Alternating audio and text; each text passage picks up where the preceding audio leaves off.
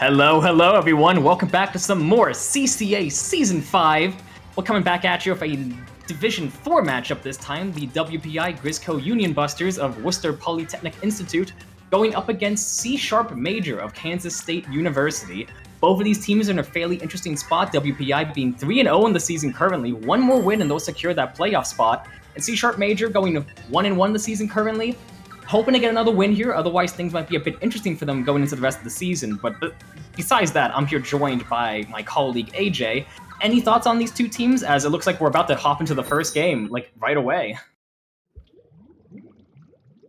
I don't know the most about these teams, but from what I'm seeing, I've seen a lot of strong results from WPI and C#, so these aren't going to be any boring matches, I'll say that. Yeah, for sure. I'm actually fairly familiar with both of these teams. I have a lot of experience within Division 4 Group 2, which is the group we're working with here.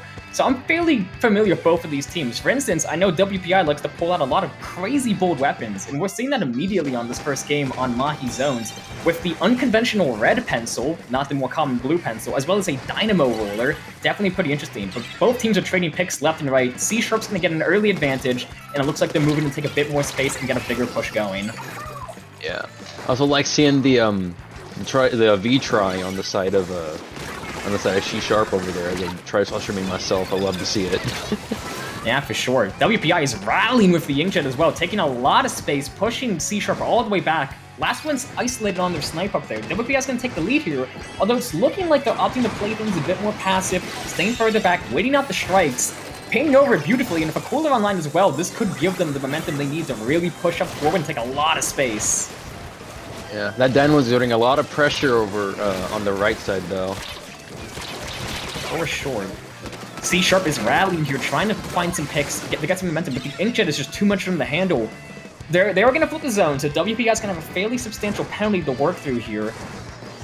But C# letting us know that that early disadvantage they were put in, they're not letting it get to their heads. They're coming back in, finding the key picks they need. Both teams are in a 2v2 situation here.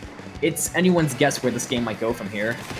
I'm also noticing that C# has opted not to run the conventional tactical or special, so I wonder how they're going to work around staying up after these pushes, because WPI can definitely, if they play the cards right, try and speed them using that tactical. Yeah, for sure. When you're going up against a comp with cooler, when you yourself don't have cooler, it kind of means you have to play especially aggressive. It's almost as if you have to get twice as many picks as the team with cooler, because when you yourself don't have it and the other team does have it, they can just keep coming back in over and over and over again. And we're seeing exactly that. C#, they're finding good picks, but when WPI's cooler, it's like those picks don't matter. So WPI is coming back in. They got the lead, and no penalty online. They're really taking a lot of points. Although it looks like they got a bit distracted with camping the Inkjet, so C# is able to flip the zone, giving WPI another substantial penalty to work through.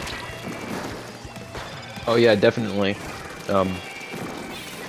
You gotta really make sure with these pushes, it's about the quality of your pushes, not the quantity. If you keep trying to constantly flip zone, you're gonna be spending all your time trying to go burn through a penalty as opposed to actually getting points on the board.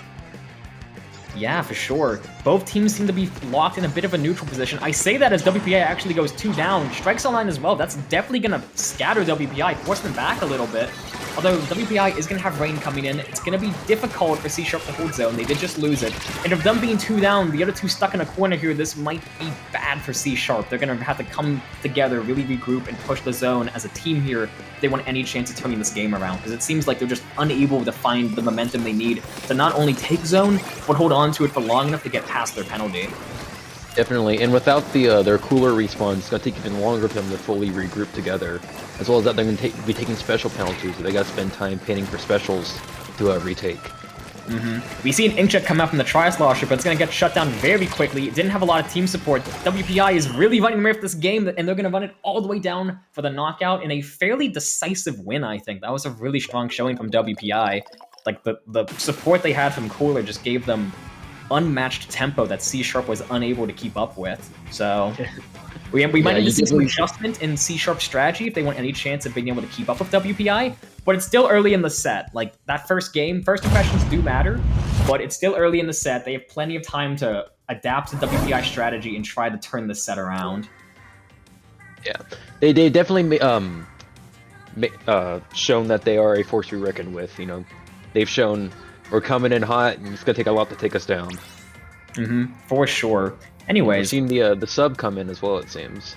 oh yeah, definitely. Substitutions, bringing new players in, new weapon pools, that's always a good idea to try to, maybe if one player was struggling against a particular comp, you bring in someone new who might have a weapon that has an advantage over the other team's comp, right? So we're gonna have to see how that plays out. But in the meantime, I want to talk a bit more about these two teams we have, because unfortunately we had to hop into the PB a bit late. We didn't have much time to talk about these two teams.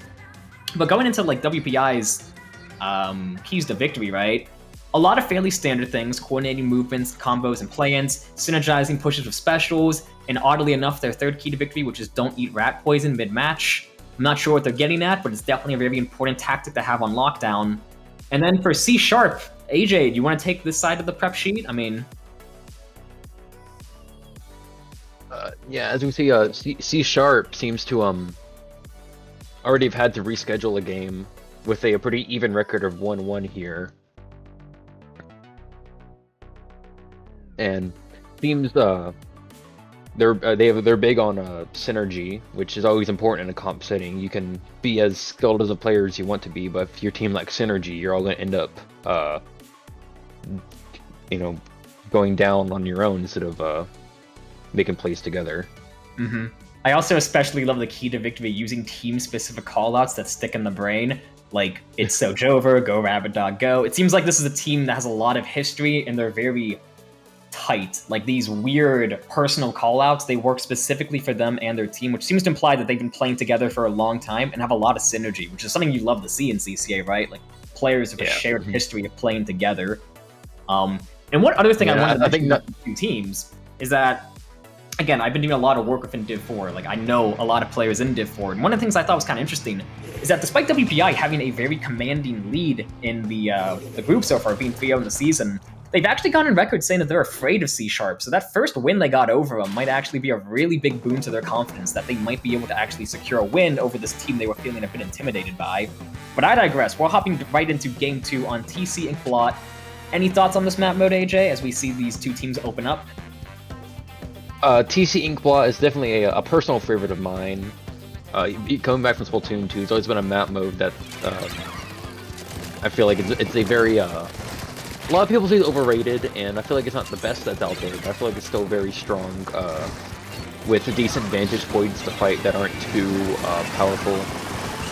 The only ramp on the right side can be a bit limiting at times, but once you get up that ramp, the far up right now, I feel like it's a good area for fighting. It's pretty even for both sides, for both defending and offense. Yeah, for sure, but WPI is getting an extremely strong push right at the beginning of this game. They have the shot up there in bats. They had an amazing Zuka. They're starting to really run away with this game, pushing the tower all the way to the third checkpoint. They're eventually going to get stopped. Like, a good defense on the part of C#, but unfortunately, giving up 80 points before stopping the tower really isn't ideal, especially losing that second checkpoint, which is kind of the best place to hold the tower. Usually taking second checkpoint's quite an ordeal, but WPI pushed right through it like it was nothing. So they're in a really strong position. They could just they can afford to play hyper defensive if they wanted to. Like, the ball is very much in C#'s court if they want any chance of turning this game around. Like, they're gonna have to go on the offensive. Yeah, absolutely. Especially since C# lacks any form of AoE to fight on those checkpoints, which is very important on tower control.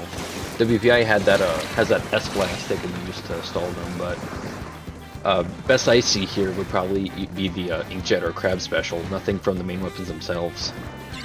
Not just the S-Blast, but also that Dynamo. WPI, despite playing very aggressively, their comp would seem to imply they favor more defensive weapons. Dynamo and S-Blast, of course, being like very good at stalling the tower, just with how big their hitboxes are. But WPI, again, like, that aggression that defines them, they're not letting up. They have another push coming in immediately. C# is 3 down. The last one just went down. That's a delayed wipe, and C# is kind of staggered right now.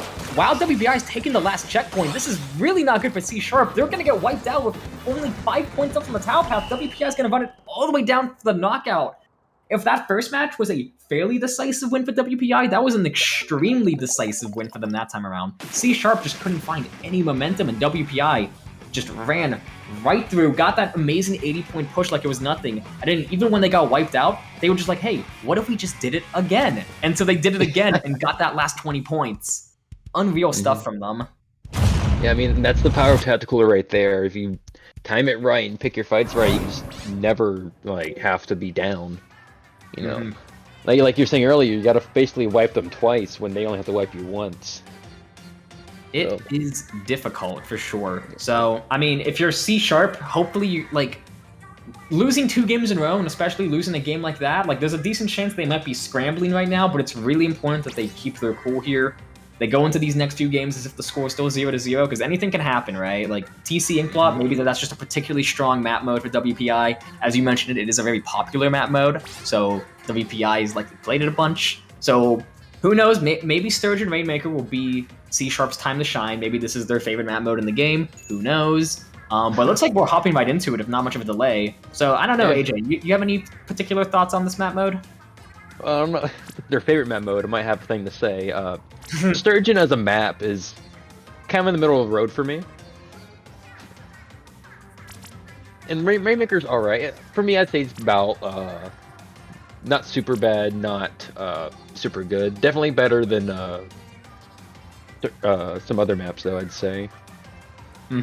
What's interesting to me about Sturgeon Rainmaker is that this is a Rainmaker map with there's 2 routes, the top left route and the right route, and both of them kind of have their unique advantages over the other. This isn't a map mode where one path is clearly better than the other. Both routes offer, like, powerful benefits that teams may want to be able to switch between fluidly depending on the situation of the game.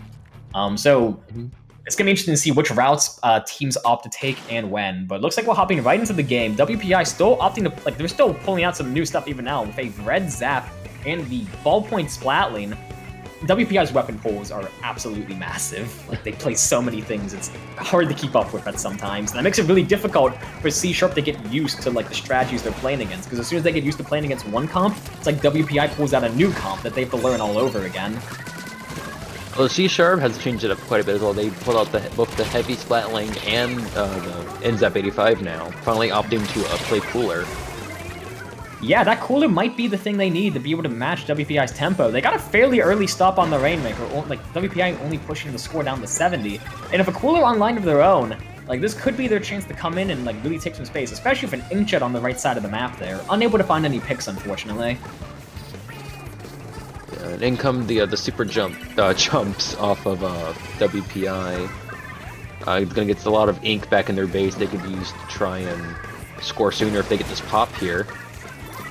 C# seems to be staying back, trying to ink the ground from that. Oh, but they all go down to that dynamo roller there.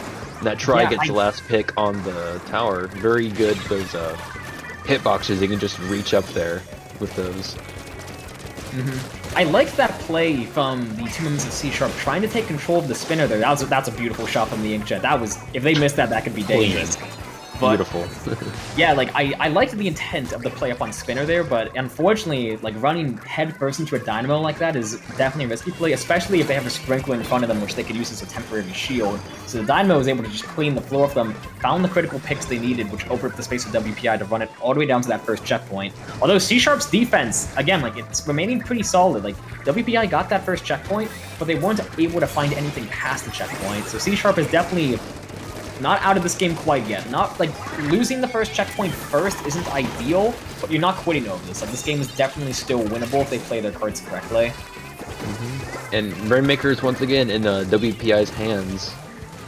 I was about to say it's a neutral game, but before I can even say that, they just found 2 easy picks there. So let's see if they can get any value from that before they respawn. Yeah, WPI opting once more to go the right route up the ramp. It is the slower yet safer route. Most teams I find opt to go right over left. So definitely not a bad decision there. They're gonna get a few points, although a cheeky flank from the Wiper there gets behind the Rainmaker, finds the pick to slow them down. And it looks like both teams are kind of stuck in a brutal firefight in that top, well, on this side of the map would be top left, but for WPI it's top right. It's really important to control that area, to secure it in order to get a good stage position to push. That's exactly what they're doing, clearing out the picks. WPI is going to take the shortcut, get a lot of points there, getting the score all the way down to 19. And with the NZAP being the only one left, they find that pick on the shot. That was absolutely vital. WPI is losing a lot of steam. The last one's forced to back up, although it looks like they're trying to get jumps in for their teammates. So WPI is not out of their spawn quite yet. Like C Sharp, they're probably gonna have to leave it for a reset. I say as the Heavy elects to pick up the Rainmaker. It looks like they're opting to rotate around to the right side, trying to drop it over that way. But it's gonna be difficult, especially as WPI continues to find picks on members of C Sharp. It's only the Rainmaker and the Wiper left now. And the Rainmaker is kind of stuck in their own spawn. They're really struggling to get it out of here. I wouldn't even fault them if they just opted to jump off the map and reset it the old-fashioned way. Because they're really stuck in their spawn right now. And that Rainmaker timer is ticking down bit by bit as well. Oh, and Rogue Splat Bomb takes him out. You got Wiper goes down. It's just Try on his own right now. They got Chumps charged up on WPI's side, and the Try trades out here. So now, even though everyone else is respawn, now C Sharp has to wait for that Try to come back for making a proper push. That Tri-Slosher has been fairly instrumental to C Sharp's comp, I feel. They're definitely the most aggressive weapon they have. So without... When the Tri-Slosher goes down, C Sharp is missing out a lot of their offensive potential, which I feel like is a big reason why they're struggling to get any momentum. Like, we're down to the last 40 seconds of this game, and as you can see from the score, C Sharp has yet to take the Rainmaker past their side of the map. They haven't scored a single point yet. Although with WPI going 2 down here, this could be their chance. Yeah, they're gonna get a few points. The first checkpoint's clear. Like, the Heavy here is opting to just run it. They're gonna get the checkpoint going down in the process, but that might be the start of a larger push that C Sharp's gonna need to turn this game around. Well, they better make it fast. They lost 2 people down. They gotta regroup quickly and try and get Rainmaker through. You might want to have time to get enough of an advantage state for a good push. So it's gonna have to try and brute force it. Yeah, unfortunately. If they can even get the Rainmaker down in time, which it doesn't look like they will, and that's game. No. Yeah. I mean, smart play from the Rainmaker carrier there, realizing that if I just don't die, there's no way C Sharp could possibly grab the Rainmaker, so like there's no overtime. So they focused life there, backed up to avoid the missiles, and they just stalled it out for the victory. WPI is going to go up 3-0 in the set. They're at match point, and like not only is this match point, like one more win and they will have a spot in playoffs secured no matter what. So this last game, like they really gotta not panic. They can't get too cocky, but that the appeal or the allure of just being one game away from getting in the playoffs should definitely be a strong motivator for them as we head into Game 4 on CB Robo Ramen. Yeah, I mean that tip to not eat rat poison is definitely coming in handy right now, I'd say. Absolutely. I mean, from what we could tell, I don't think anyone's been eating rat poison this set. I mean, I haven't seen anyone just, like, die. So... I seriously have to wonder, like, what is the origin story of that key to victory? Like... Well, they specifically call out Joe, specifically. I'm nervous, frankly, but whatever. It seems like they're really using that key to victory to their advantage because WPI is playing very admirably right now, I think. C Sharp putting up a good fight, although they're still struggling to keep up with this rapid fire pace that WPI is setting. Like every time they stop WPI's push, they just come back in and get another push, and then they stop that one, but WPI just comes in with another one, and then another one, and another one. They just can't keep up with them, and that's something. I'm fairly familiar with both teams from WPI. I played with their, well, what are they called? The Workers Union last season, actually. And I can tell you, WPI is a school that definitely favors like all-out aggression over anything else. And that seems to be a mentality that has trickled down to their Division 4 team, the Union Busters, because like the Union Busters are also just way too aggressive for their own right, but it's working down here. Like the teams they're going up against, no matter who it is, in this case C Sharp, they're just unable to keep up with them. And it's really daunting and really intimidating to play against. So C Sharp, they have one more chance. Like they're hanging on by a thread here. They're gonna have to get a reverse 4-0 if they want to win this set. Definitely doable. It's happened before, in fact, very recently actually. Back in week 2, I believe. Probably happened a few times, honestly, now that I think about it. But C Sharp, like, they definitely are going to have to come together as a team and adapt quickly to whatever WPI is doing that's tripping them up. Because otherwise, like this set, we might just have a 4-0 clean sweep, which would be, I believe, the 4th match in a row that WPI would win in a 4-0 sweep. Well, that'd be unfortunate, 'cause, I mean, y'all would only have to hear my crusty voice for so long. But yeah, I'm we playing don't some play all aggression the as no a worries. frontline slayer myself. I definitely respect the aggression to say the least. But here we are in a clan blitz on Robo Ramen now. Seems they are pulling out the V-Slosh this time. C Sharp seems to be sticking closer to home there. I do want to note C-Sharp pulling out the Ballpoint Nouveau again. We saw that briefly in the TC Inkblot game, although unfortunately with how short that game was, we didn't get to see the BPN shine much. But Vacuum and Clam Blitz, especially on a map like this, where the approach to the basket is such a brutal choke point, Vacuum can be a pretty deadly special if used properly. So I'm really interested to see how the BPN is going to elect to use their Vacuum here. Yeah, so especially on that that stretch right for the basket, I think that could be very powerful there. That's where a lot of pushes can end. And it's important to note because I mean, like C-Sharp, they have that Vacuum, but ooh, that's a beautiful picker. Like, that might open up the WPI going 2 down as well. Like they're getting a follow with the Vacuum. Looks like they're gonna find another one. Just a trade, not the end of the world. Although WPI, like, they're not losing any steam, although Cooler's online for C-Sharp, so that might be what they need to try to stay in mid, not lose this neutral position they're in, and maybe potentially find the picks they need to get out of neutral, moving to advantage of their own. Although it's looking like WPI is moving in quickly, using that Booyah Bomb, rushing the basket, they're gonna find one in, trading the BPN as well. They have a second ball coming in as well. This is gonna be tight for C-Sharp. Oh, that down one's gonna find a way to get it in. Yes, he does. Goes down for it, but those 20 points were definitely worth it, I'd say, especially if the Cooler respawn. Yeah, no, that was a beautiful play by WPI, not only because the Cooler means their depth there doesn't mean much, but CB Ramen, in my opinion, I think a lot of people would agree with me that it's a very defensive map mode. The basket is so deep into the enemy spawn that even scoring once on this map mode could be quite an ordeal.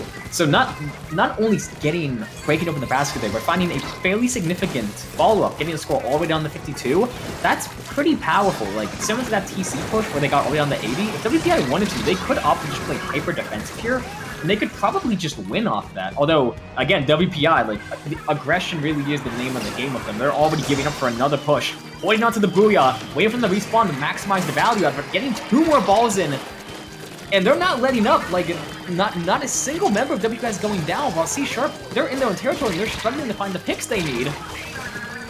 Yeah, the WPI is just skipping the lesser clans altogether and just says, no, we're just going to throw in some footballs instead. WPI just never letting up. I mean, like, again, they all went down there, but correct me if I'm wrong, I think they were coolers, so they're already back in it. They're already back in mid. C-Sharp cannot get out of their own spawn this game, it seems like. Yeah, I mean, with this team, the only real breakthrough special they have is Inkjet, really. All their other specials are more defensive orientated. With I guess that's what they have. 10 missiles, I guess. So 10 missiles and Inkjet. But even so, you have the vac ain't gonna do you too much in trying to get out of your spawn. I would argue the vac is actually better than most people would realize on this map mode, because most people opt to play almost exclusively up in mid when you're neutral on this map mode, and with how tiny mid is here, vacuum is actually fairly powerful in my experience. I don't know, I play V96 on this map mode, so I'm a big vac supporter here. But I mean, yeah, compared to the specials that WPI's having, like they have strikes, they have Booyah, they have a crab tank, and then Cooler, like their specials are way more in favor of displacement and entry tools, which is why even when they lose control of mid, they get it back immediately as if nothing ever happened. Yeah. And it looks like they're giving up for another push already. Booyah Bomb online. Like, they're coming into the power clan. They're going to break the basket. Although with 2 members being down and they're not coolered, they're going to find some follow-up, but that's a wipeout from C-Sharp. That might be what they need to get back in. Again, WPI was not coolered there, so they're going to have a fairly lengthy respawn. Grabbing a pity to make sure they can get the second one, definitely the right thing to do. But this is like C-Sharp's big chance to get back in the mid and try to take some space to turn this game around. Yeah, so they got the cooler out, but they put it too far up in mid, so it's going to be a real struggle for the entire team to get the buff before it goes away. We see the Try holding onto the power clan, meaning he can't get too aggressive unless he gets an Inkjet. Which he does. Oh, but the Dynamo gets him, and now that clam is in a very unfortunate spot as well to try and yeah, you gotta go up that uninkable block there. Yeah, this and seems they've mostly gone down, barring the Wiper, who's just trying to stall on ledge currently. This Dynamo roller has been instrumental to WPI's offense, and like It's a difficult weapon to play against for a lot of players, depending on the weapons you play. Dynamo eats shorter range weapons for breakfast, so that Tri-Slosher, that Zap, that Wiper, they're really struggling to handle with the Dynamo. And especially, I want to point out there, like, that's a wipeout from C#. That's likely going to be game. WPI is able to just run it right to the basket. They're going to be able to break it open, no overtime. That is game, a 4-0 victory in the books for WPI, and a beautiful playoff spot secured in their favor. Really good stuff from them. Yeah, man. I guess C# didn't bowl hard enough, I guess. I mean, C#, like, God knows, they were fighting their hearts out. They put up a valiant effort, but WPI, again, like, every single set before this they've played, again, like, they're 3-0 in the season, all 3 of those victories have been 4-0 victories, to my knowledge. Like, WPI, they're really trying to establish themselves as the kings of Division 4 Group 2, or hell, even the kings of Division 4 in general. They are looking extremely strong this season. No one can take a game off them. No one can shake their confidence. Even a team that they have gone on record saying they were afraid of, they took them out like it was nothing. So WPI, they are looking like absolute menaces this season. But yeah, like, I really think it goes to show that even if a team has you intimidated, as long as you keep your self together, even through that, you can still take them down. Absolutely. It's all a mental game. So, it looks like we might be moving into the Playoff 7. I don't know, the map mode isn't changing. We're probably waiting to get some subs in. I hope we do the Playoff 7, because these two teams have been an absolute blast to watch. But until then, like, if we do go into the Playoff 7, it's important to remember that those games won't matter for any statistical purposes. Like, we only do this for some extra fun and practice, and for WPI to take a victory lap. It's all good and fun and whatnot.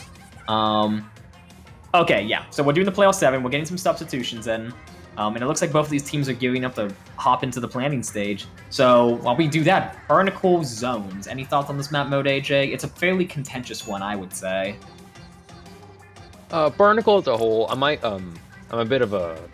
I love Barnacle personally. I know some people have some more mixed opinions on the map as a whole. But I'm a big fan of the choke up right past mid. I feel like it's a pretty fair area for both offense and defense to fight, as well as the if you're able to go up the block on the left route once you get further in the enemy base. So overall, as a more aggressive weapon, I found myself enjoying this map quite a bit, but I know others have differing opinions on that. Yeah, I think one of the key traits of Barnacle Zones in particular is how deep the zone is into the map. Like, where you spawn compared to where the zone is, it's quite a distance. So when a team is in disadvantage and they're like coming out of spawn, they have such a hill to climb before they can even get close to zone and start taking it back. Anyways, it looks like Double is that try. C#? Yeah, C# is running the quadruple bucket comp. Looks like they're opting. I don't know if this is a comp they'd actually like want to run, or if they're just pulling out funny things for the sake of, oh, you know, like, it's the Playoff 7, it doesn't matter too much. But either way, like, I applaud the decision. Like, this is a comp that people like to see, right? And WPI looks like they're pulling out some unorthodox pick with the new Swiffer, the H3. Like, everything they're playing is brand new for them. So both of these teams opting to pull out some pretty interesting things for the Playoff 7, which we all love to see, of course. I absolutely love to see the Swiffer in play, the new Swiffer for, you know, the new one. I'm a big Swiffer fan myself. Not very good with it, but definitely one of my favorite weapons to pull out for fun. Tell you that. And the quadruple bucket comp as well has got my attention here. Again, I'm a slosher main myself, so this is definitely fun for me to watch. Yeah, and like for what's worth, it looks like the quad bucket comp is working pretty well for them. Like, they got a very substantial push, taking their score all the way down to 29, and it was a really good lockout for them for a good long while. Though it looks like WPI is finally starting to find their footing, finding two, moving up onto that key defensive position on C#'s stack area, finding more picks as well. Although they're only just now flipping the zone, or like taking control of the zone. And in the time they spent doing that, WPI actually went 2 down. The Tri-Slosher found 3 there, I believe. And just like that, C# is back in control of the zone. And although WPI here, getting the cooler down probably going to start pushing it in a second now. Again, now they have Cooler, they have to, you know, they can make more risky plays, and those are the plays that can get you the most reward. Although, as we can see, they are both teams taking 2 down, though, and you got the bubble holding that bit of zone there. It's just going to be harder to ink that corner. C# still 2 down, having to wait for their team to fully get back for making any sort of play here. No specials on either side, though. Finding a pick on the Tri Nouveau on WPI. Oh, but the other Tri Nouveau also goes down to a bomb. Yeah, this is really rough for C#. WPI is set up beautifully in that key defensive position on C#'s plat. C#, like, they're probably in an inkjet here, although the inkjet's gonna get canceled. Buckets, of course, are... Actually, I'm looking at this backwards, my fault. That was an inkjet from C# that just got canceled by WPI. WPI is taking the lead. Like, they're... As soon as they got that defensive hold they needed, they just ran away with this game, it seems like. C# has to make one last-second desperate push to try to flip the zone here, but if them going 3 down, it's all up to the X-Blow. And there's just, again, the zone is so far away from spawn that by the time they even got close to zone so they could start painting it, the game was already over. Even if they didn't get, like, dived by the entirety of WPI there, they probably wouldn't have been able to paint the zone fast enough. So it was a valiant effort from C#. Like, their first push looked really solid, but once WPI got set up, it seems like they were set up for life. They just ran away with that game. Even when they're pulling out some unorthodox picks and going outside their comfort zone, playing things like H3 and New Swiffer, they're still a formidable opponent. And as a Tri-Saucer main myself, I can definitely attest that Tri-Saucer's strengths do not lie in its painting ability, I'll say that. So they definitely probably lacked some consistency when trying to hold zone against WPI. Yeah, for sure. With how weird and wacky those comps were last game, now I'm super curious to see what weapons these guys pull out for the last 2 games we have in the Playoff 7. But while we wait in anticipation for that to happen, let's talk about this next map mode, Tower Control on Hagglefish Market. The metaphor I always use for Hagglefish in general, it is the most boring, stock, vanilla map in the entire game.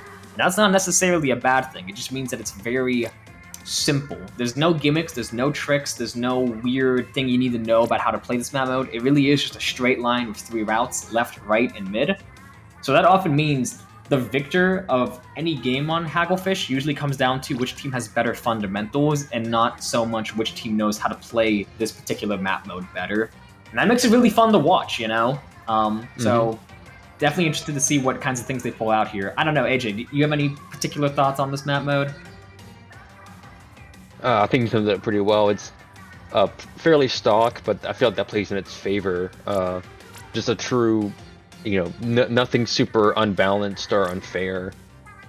2 solid flank routes that can be effective if they're not being watched, but still manageable if you keep aware of them. And as well as that, you know, you've got the 2 tents up there, which are good for snipers. However, they have to back off when they need to refill their ink, so I feel like that's pretty balanced as well. Anyways, we're hopping right into the game. WPI continuing to pull out some weird things with a vanilla dually squelchers, vanilla carbon, and C#, what are they doing? Quadruple heavy splatling. So they got 3 vanilla heavies, 1 deco, so they're gonna have 3 sprinkler weapons, a Kraken coming out in tower control. They are hyper defensive here. Who knows, maybe that's what they need to handle the all-out aggression of WPI. Or maybe just this constant sprinkler spam, because look at this, there's sprinklers covering every single corner of this map, it seems like. Yeah, I really hope WPI didn't plan on sharking this match. Those Wavebreaker's gonna shut that down real quick. Yeah, it's definitely gonna be difficult for the Carbon. I mean, Carbon's a weapon that almost requires the use of the Shark in order to get any value out of it. So if constant Wavebreakers and then the point sensor coming from the heavy deco, like, their locations are gonna be known at pretty much all times. Also, speaking of which, Wavebreakers are particularly strong special against dualies, because most of the time, like, they're special only on the ground. They don't jump much. So that Wavebreaker might be really good at shutting down the VDS as well. Although, I say that, but WPI's first push is looking bloody magical here. They're past the first checkpoint, attempting to take the second one, and they're still finding picks. Like, the momentum they've had throughout this push is not letting up anytime soon, it seems. I say, as they lose control tower, and it's looking like they're looking to fall back to mid, trying to bide their time for another push, perhaps. And we see we got the Carbon and the CDS both got their specials up. See if they can stall this tower any. The C-Sharp mainly just staying back, trying to let loose some fire on mid, try and get him to back off. And goes to the Kraken. Again, Kraken on heavy, you can make some aggressive plays with it, but gotta be sure to be somewhere safe when it ends. Otherwise, you're just out there as a sitting duck. You get the punish.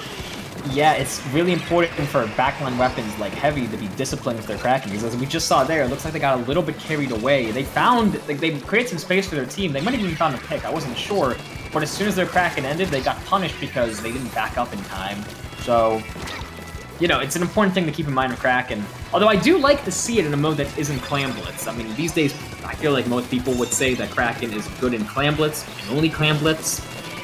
I'm a very adamant critic of that mindset. I play Kraken in all modes personally, but I mean, like, I love to see teams like C-Sharp here pulling out Kraken in a mode that isn't Clam Blitz. And Tower Control, its utility definitely isn't non-existent. Like, you can get a lot of good value out of it. WPI going 2 down here. This could be a good chance for C-Sharp to push in. Looks like that's exactly what they're doing. Finding another pick on the Glugas as well. Although the Carbon came in, they're being crazy aggressive, finding one. C-Sharp, I mean, they're quadruple heavy comp. It is funny, and I'm not going to say it can't work, but the problem with it is that it's such a slow comp, and with how fast WPI likes to play, like a slower comp like this just isn't going to be able to move up when necessary. I mean, they call it the heavy splatling for a reason. And see, got a pick on the nozzle nose. You got the Booyah Bomb here. Got a pick off one of the heavies. Yeah, like, WPI, they're trying to get a push going here. One's gonna jump out, though. Like, C-Sharp's doing a really good job of holding the switchback area. That's the key location WPI's gonna want to control. They want to be able to, like, move up, like, push forward and get past second and third checkpoint. But C-Sharp, like, they're not giving it up easily. Every time WPI tries against that switchback, they get beamed down immediately. And with WPI going 2 down here, again, like, in C-Sharp, they have 2 heavies in a fairly forward position right by the first checkpoint. This could be the position they need to keep WPI off tower, find some space, get a push going. They got 1 point, keeping the push going of a Kraken on tower. That Kraken's putting in some work, finding one as well. It looks like they might be able to make a play on the first checkpoint here. Yeah, WPI all down, excluding the sculptures up here, so they got to spend some time respawning and regrouping here. Oh, even with that advantage though, since they're all heavy, they can't push too far up, otherwise they put themselves in too much danger, so mainly taking up positions in upper mid, just trying to cover their rider. Getting a pick on the Glugas just all up, but they can't keep up with the speed of WPI, so they're still being pushed back despite that numbers advantage. Yeah, that's really unfortunate. Like, they had a really beautiful push in the making there. They got past first checkpoint and came within striking distance of taking the lead there. But, like, as you mentioned, like, heavy splatling, like, it just isn't mobile enough to, like, move up with the tower and take those key locations they need in order to keep the tower safe. Although, WPI, like, they're going down quite a bit here. They're 2 down again. This heavy's in a fantastic position. I say as they get picked off by the Glugas. C-Sharp's gonna have 1 more chance to take the lead here. That Booyah Bomb might get shredded. It's not. They're gonna get the GG Booyah off. C-Sharp has to take the tower right now, but unfortunately the heavy just...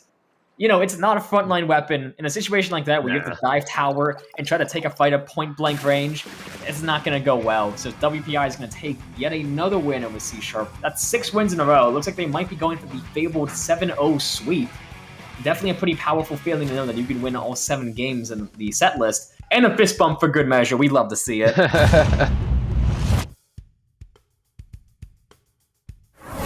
But, damn, like, I'm just... Like, WPI, they are an exhilarating team to watch, just never letting up. Like, they go down, they just jump right back in like nothing happened. Even in a situation like that, where they were dying left, right, and center, like, C-Sharp was in...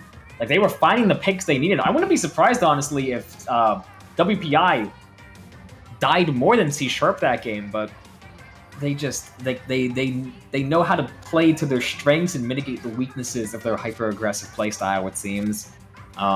So this is C-Sharp's last chance to try to take a win, try to get 1 game for the road here.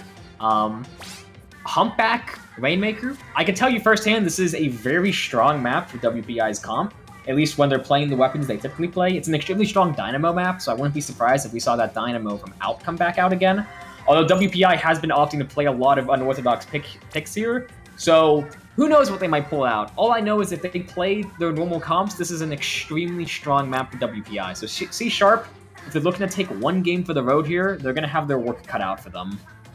Yeah, absolutely. And I know on my team, with our set this week, we had one guy who had the Dynamo in his pocket. He was devastated when we do play all 7. He wanted to bring the Dynamo out for this map specifically. Yeah, I mean, like Dynamo, it's a weapon that a lot of people seem to be on the fence with currently. But Humpback Rainmaker, or just Humpback in general, really, seems to be that one map where everyone can agree that, no, Dynamo is brutally powerful here. So many slopes and off angles to get value out of its massive hitbox. And another special thing is strong here as well is, to nobody's surprise, the Trizuka here, with how open this map is. It can definitely be very impressive, whether you're firing it from your base or if you're getting an angle on the enemy base. You can get a lot of good Zuka angles in this map, I feel, coming from a Splatter Shot main. C Sharp looking to be fairly confident here. They've already all 4 of them is ready up almost instantly. Meanwhile, WPI only having one person ready to hop into the game. I say as another one hops in. Or running low on time, so like they're probably getting themselves situated. Of how fast C Sharp readied up, I wouldn't be surprised if we're going to see another meme comp come out of them. We saw quadruple bucket, quadruple splatling. Maybe this time we'll get quadruple undercover Brella. It's the Wild West. Who knows? Oh my God! Yes, let's go. It was WPI who pulled out quadruple undercover, and then quadruple junior. These guys are insane. Well, I hope these guys like fighting torpedoes. So, yeah, oh my God, that is extremely obnoxious. Again, the quadruple Wavebreaker comp as well. And like quadruple Ink Mines from the side of WPI, like there's not going to be a moment in this game when a player is not marked, I feel like. Well, what is there to be said right now about what we're looking at? I mean, C Sharp finding an early advantage, and like that first checkpoint's undefended. They could probably just run it. I mean, there's one undercover bell out there, but what's he gonna do? His gun does like 12 damage per shot probably, so C Sharp's gonna find the first checkpoint there pretty much for free. And like it looks like they're ready to keep this push going. I say as we got 2 Reef Sliders coming in, that's definitely pretty difficult C Sharp to manage. Although they're holding that elbow right position by the Rainmaker very nicely. It's about to reset, so they're gonna have to touch it now if they want to keep this push going.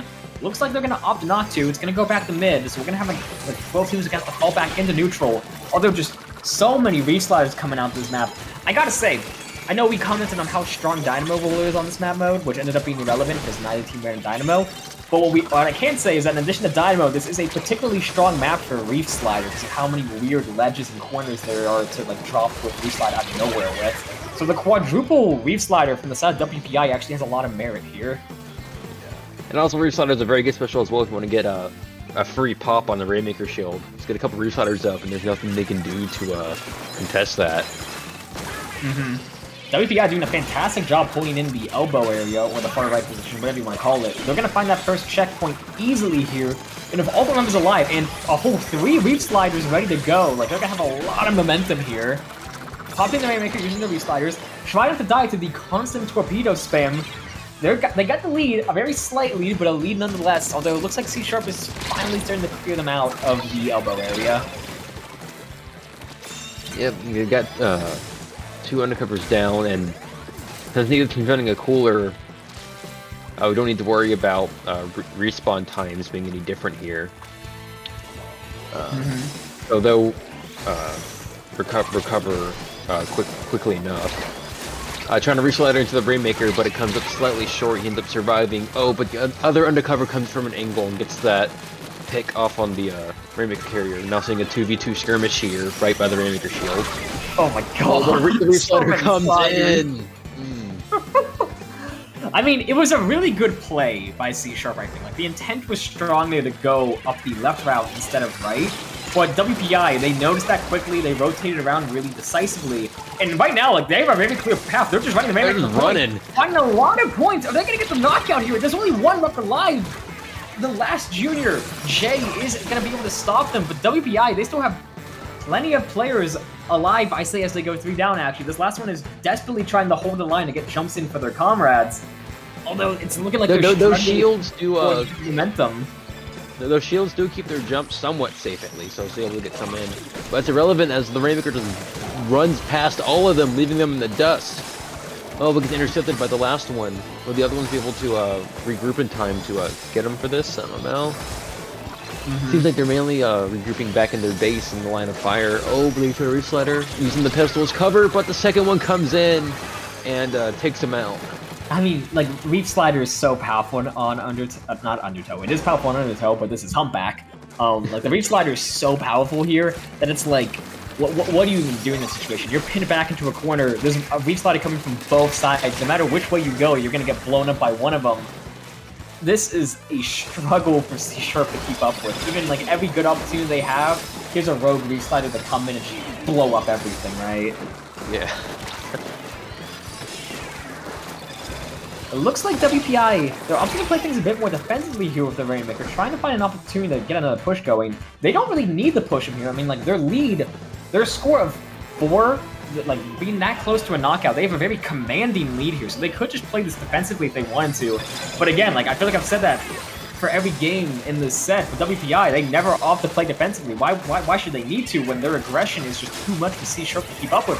They have another push coming in. Reef Slider's out. That's going to clear up some space. They're running for the final checkpoint, getting the score all the way down to 1, but C# just barely stopping the Rainmaker in the nick of time. They're going to have maybe one more chance to try to turn this game around, although with how just disruptive the constant Reef Sliders have been, it's going to be difficult. I mean, when you're running meme comps like this, you don't just stop by winning the game. You gotta send a message. You got to knock it out. You got to see it through.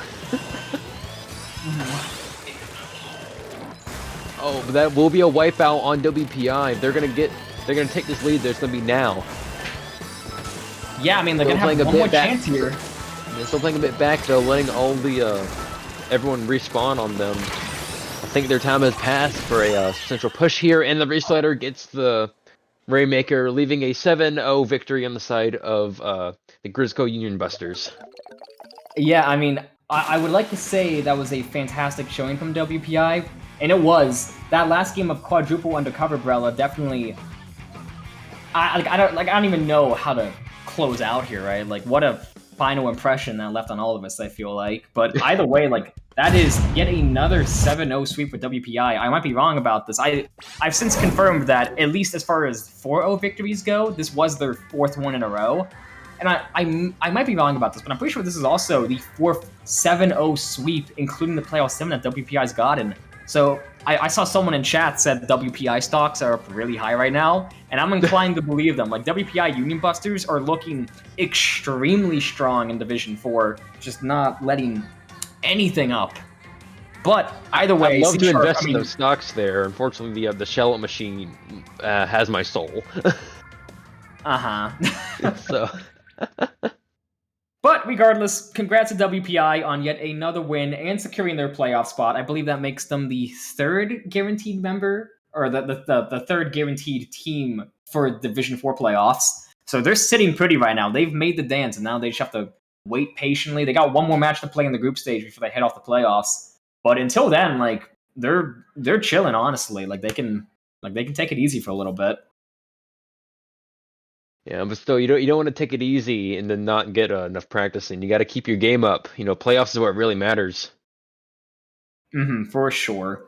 But anyways, it looks like we are wrapping up for the night. I believe this is our last block, so we will be wrapping up the CCA stream tonight in, like, overall. So AJ, where can the lovely people at home find you? Y'all can find me on Twitter, I guess. I don't really post much, but I'll retweet and comment on some stuff just at AJ4580 if y'all want to do that, right. I guess. Besides that, y'all can just find me hanging out here in the CCA Discord server. I love it. Great. Everyone go follow him. Just do it anyways, support your community. Otherwise, if you like the sound of my dumb voice, you could, I don't do a lot of social media, but if you want to support me, you can go find my YouTube channel at AndicoNicky. I have a mission to upload every collegiate Splatoon VOD I'm involved in. If you like the content you see on this stream, you'll probably like some of the garbage I make. But otherwise, I don't have too much else to say here, so I believe we are good to just wrap things up for the night. All right, then.